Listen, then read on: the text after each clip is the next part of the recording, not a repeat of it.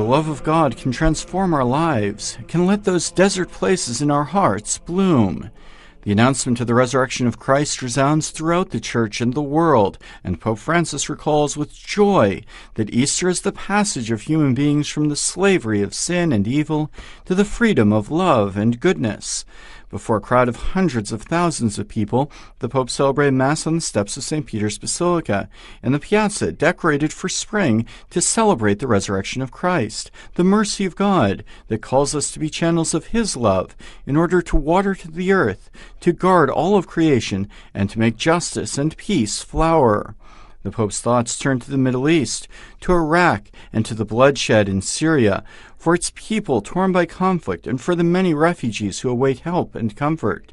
He called for peace in Africa, still a theater of bloody conflict, and in particular for Mali, Nigeria, the Democratic Republic of Congo, and the Central African Republic.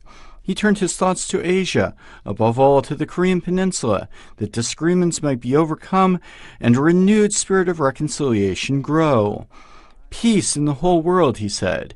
Peace in a world still divided by greed, looking for easy gain, wounded by the selfishness which threatens human life and the family, selfishness that continues in human trafficking, the most extensive form of slavery in this 21st century. Peace to the whole world, torn apart by violence linked to drug trafficking and by the iniquitous exploitation of natural resources.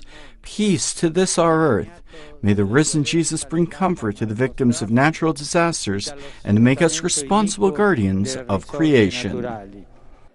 Pace a questa nostra terra.